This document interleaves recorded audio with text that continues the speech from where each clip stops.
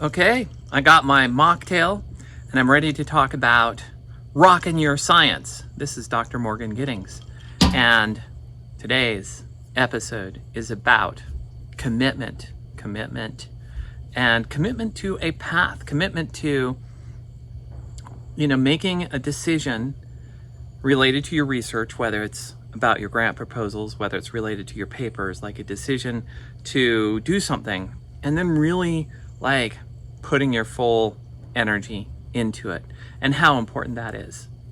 It came up on a conversation today with a client who I've worked with for a long time, and this client was struggling with something that this person hadn't, had sort of gone back and forth. Like, maybe I want to do this, maybe I don't want to do this. Maybe I want to do this, maybe I don't want to do this. And after a couple years of that, this person is still really struggling with this, like it's not working out very well. And it's no wonder, because it's that lack of commitment. And how often do all of us do that in other areas? Start embarking on, let's say, a grant proposal, writing one. And maybe we have a cool idea that we want to put into it, but we're like, oh, I don't know. I don't know if people will like it. I don't know if it'll work.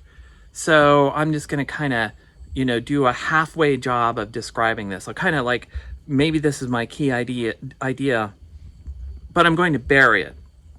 I'm not going to have that front and center, because otherwise people, they might not like it and I might get rejected.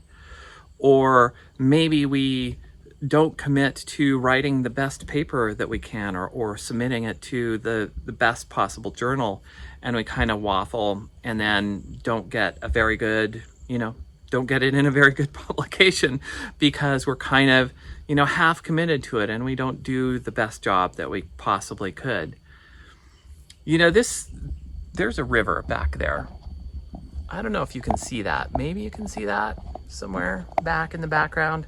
So that river goes on. It's about 40 miles that way, and it goes on to become one of the premier Class 5 whitewater runs. Like, every year there's a race, and people come from all over the world for this Class 5 race, and it's intense. Like, these people are bombing down this rapid and barely making it through. And these are like top world kayaking experts, barely making it through this this race.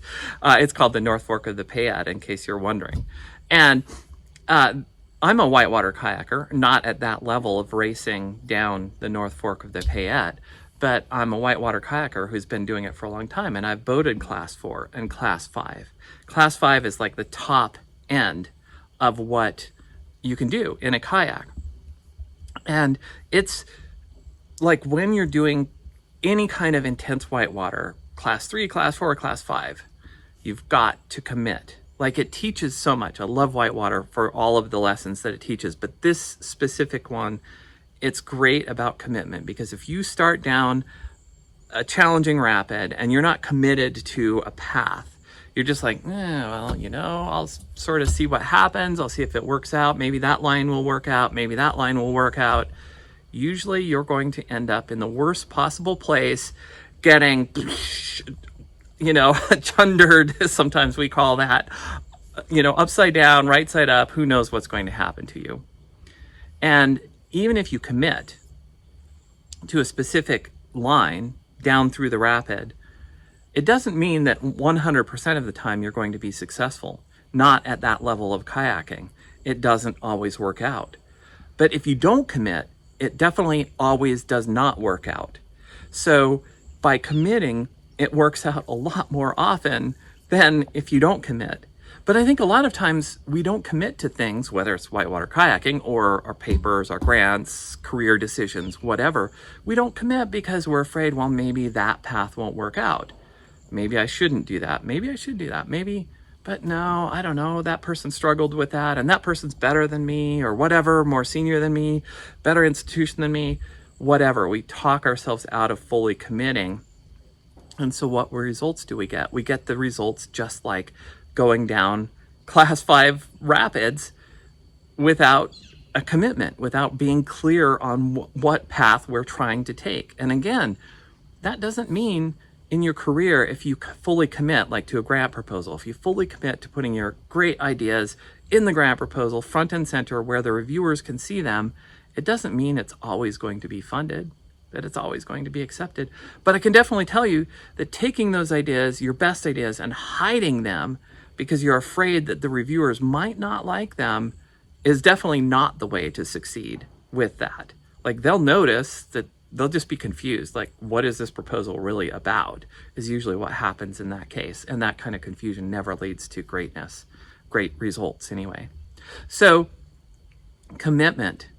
Be like that expert kayaker, because like really you have to be an expert at your career. You can't sort of just like lollygag through an intense research career. I mean, these are intense careers. They're some of the hardest careers there are. And you can't lollygag through that. I love that word, lollygag. Lollygagging. It's like lollipop. Lollygagging, huh? Thinking about that word, I'm like, where did that really come from? But anyway, that's a whole other video maybe. But take it seriously. I mean, I'm not saying don't have fun. Be light. Drink mocktails or even cocktails if your body will let you drink cocktails. Mine used to let me drink cocktails, but now I'm relegated to the mocktail camp. But at least I have a cool glass. So, have fun with it, but take it seriously and really commit. Like, that's so important. And by the way, I would be remiss if I didn't mention that, we have more resources and trainings. Like, I do a lot of work with researchers and scientists trying to help you have better, more balanced careers, more fun careers, more fulfilling careers without working yourselves to death. Like, that's my number one thing is like, I hate seeing people work themselves to death because it's not necessary. Some of the very best people in science don't work like ridiculous hours. Some do, but some don't. And I've had many clients who've made that transformation. So anyway, my point is I have a lot of free resources, and then I have programs and all of that kind of stuff. So if you want to check out some of the free resources, head over to scifoundry.com, SCIFOUNDRY.com, and check out whatever free resource I have up there at the moment. It changes from time to time. So I'm sure it'll be something cool. Our motto here is saving research careers, or sort of flipping that, it's rocking your research careers. So that's our motto, and that's what we help you do. So go check it out, and I'll see you soon.